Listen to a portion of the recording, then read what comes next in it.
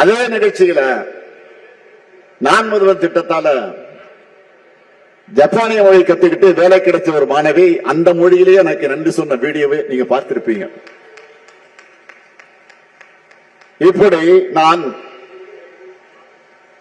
குறிப்பிட விரும்புவது, நான் முதல் திட்டத்திலேயே கடந்த 4 கல்வியாண்டுல 22,17,543 பயிற்சி சான்றிதழ்களை மாணவிகளுக்கு வழங்கியிருக்கிறோம்.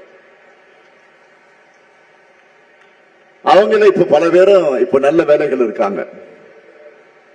என்னதான் பெண்கள் வேலைக்கு போக ஆரம்பிச்சுட்டாலும் உங்களுக்கு நடைமுறையில் இருக்கக்கூடிய பெரிய சுமை என்பது சமையல் அறை. அவசர அவசரமாக வேலைக்கு கிளம்பும் பெண்கள் தான் சமையல்களையும் பார்க்கணும்.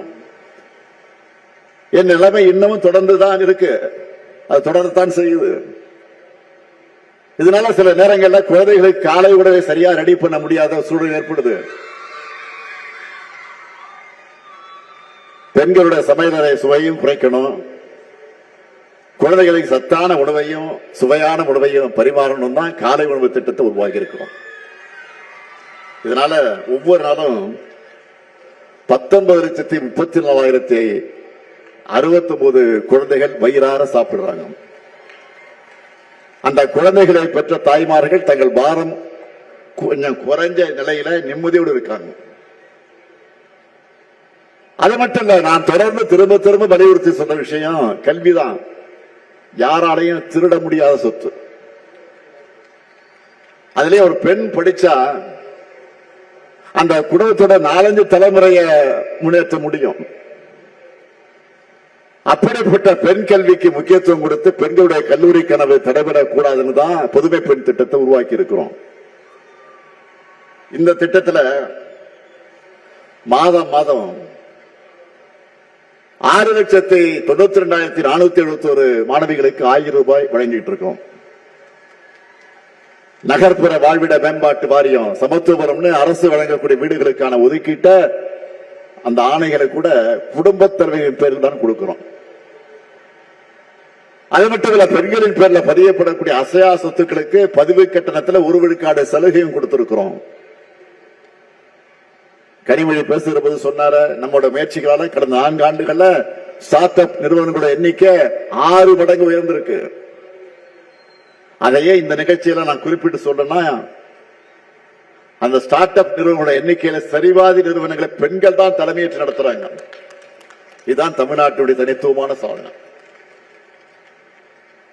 அதே போல கிராமப்புறங்களையும் பெண் தொழில் முனைவோர்களை வழிகாட்டி வளர்த்தெடுக்கிற தமிழ்நாடு ரைஸ் TN ரைஸ் திட்டமும் வெற்றி பெற்றிருக்கு. இதன் விளைவா இந்தியாவிலே அதிகபட்சமா தமிழ்நாட்டில் தான் 13 விழுக்காடு பெண்கள் தொழில் முனைவர்களாக பொருளாதாரத்துக்கு பங்களிக்கிறாங்க. அடுத்து மகளிர் சுய உதவி குழுக்கள் தான் திமுக ஆட்சியில கலைஞருடைய ஆட்சி காலத்துல தான் தொடங்கின திட்டம். அது தொடர்ந்து 2006 கழக ஆட்சி அமைஞ்சதும் உள்ளாட்சித்துறை அமைச்சராக இருந்தேன்னா எல்லா மாவட்டங்களையும் சுத்து பயணம் செஞ்சேன். ஒரு முறைக்கு 2 முறை போனேன். பல மணி நேரம் நின்று ஆயிரக்கணக்கான சகோதரிகளுக்கு கடன் உதவிகளை வழங்கினேன். கால் வலிக்க வலிக்க வழங்கினேன். இந்த திட்டத்தை பெரிய அளவில் விரிவுபடுத்தணும். திராவிட ஆட்சியை இன்னும் அது வளர்ந்து புது ரெக்கார்ட் படைக்கக்கூடிய அளவுக்கு இப்போ 1,39,520 கோடி ரூபாய் லோன் கொடுத்திருக்கிறோம். இப்போ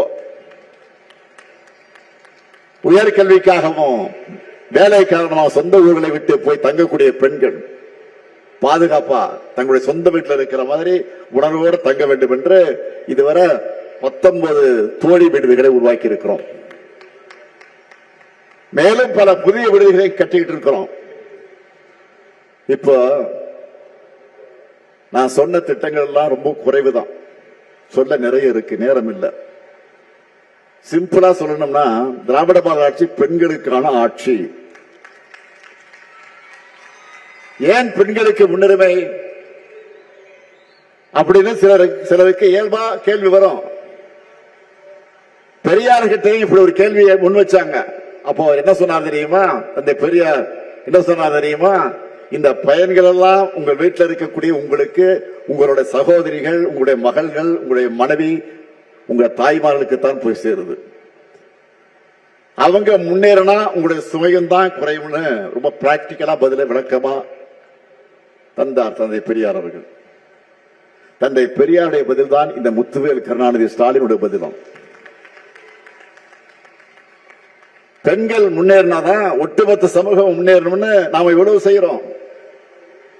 ஆனா ஒன்றியத்தில் ஆட்சி நடத்துகிற பாஜக அரசு என்ன பண்ணி இருக்கு சொன்னாங்களே? தந்தை உதயநிதியை சொன்னார், தங்கை கனிமொழியும் குறிப்பிட்டு சொன்னார், நாடு முழுக்க இருக்கக்கூடிய பெண்களுடைய வாழ்வாதாரத்துக்கு துணையாக திட்டம் எது? மகாத்மா காந்தி பெயரில் 100 நாள் வேலை திட்டத்தை இன்னைக்கு இழுத்து மூடி இருக்கிறாங்க. நான் டேட்டாவோட சொல்றேன், கடந்த 4 ஆண்டுகள்ல 100 நாள் வேலை திட்டத்தில் பயனடைந்தவுடைய விழுக்காடு எத்தனை விழுக்காடு பெண்கள் தெரியுமா? சொன்ன ஷாக் ஆகிடுவேன். 88% பெண்கள் தான். பெண்களுக்கு வாழ்வளித்த இப்படிப்பட்ட திட்டத்தை தான் நிறுத்தி இருக்காங்க. இதனால கிராம பொருளாதாரம் பணப்புழக்கமும் அடிவாங்க போகுது. பாஜகவோட நடவடிக்கை பெண்களுக்கு முற்றிலும் விரோதமானது. அதுக்கு ஒத்து ஊதுறது யாரு? எதிர்க்கட்சி தலைவர் பழனிசாமி அவர்கள். அவர் என்ன சொல்லுகிறார்? 100 நாள் வேலை திட்டத்தை நிறுத்தல, 125 நாளா உயர்த்திருக்காங்கன்னு பச்சை பொய்ய பிரச்சாரமா பண்ணிட்டு இருக்காரு. யாரு? திரு எடப்பாடி பழனிசாமி அவர்கள். ஏற்கனவே ஆண்டுக்கு சராசரியாக 47 நாள் தான் வேலை கொடுத்திருக்காங்க. இனி அதுவும் கொடுக்க போறதில்ல. இது போதாதுன்னு புது திட்டத்துல நிதி சுமையும் மாநிலங்களுடைய தலையில கட்டிட்டாங்க. இன்னும் எக்கச்சக்க கண்டிஷன் எல்லாம் போட்டிருக்கிறாங்க. அதெல்லாம் வச்சு பார்த்தா இதுவரை கிடைச்ச 40 சொச்ச நாள் கூட இனி வேலை தெரியாத, கிடைக்குமான்னு தெரியாத நிலையில நாம இருக்கோம். எதையாவது படிச்சாதானே இதெல்லாம் திரு பழனிசாமிகளுக்கு புரியும். கமலாலயத்தில் எழுதி கொடுக்கறது அறிக்கைய அதிமுக லெட்டர் பேட்ல வெளியிட்டு அத்தோட கதை முடிஞ்சிச்சு போயிடுறாரு. ஒருபடி மேல போய் பாஜக சங்கிகளே கூச்சப்படக்கூடிய அளவுக்கு 100 நாள் வேலை திட்டத்தை அது ரத்துக்கு முட்டு கொடுத்து கத்துறாரு, சுத்துறாரு. இப்படிப்பட்ட துரோகங்களையும் தடைகளையும் தாண்டித்தான் திராவிட மாடல் ஆட்சியில நாடே திரும்பி பார்க்கக்கூடிய சாதனைகளை நாம பண்ணிக்கிட்டு இருக்கிறோம். நான் நெஞ்ச நிமிர்த்தி பெருமையோடு சொல்றேன்.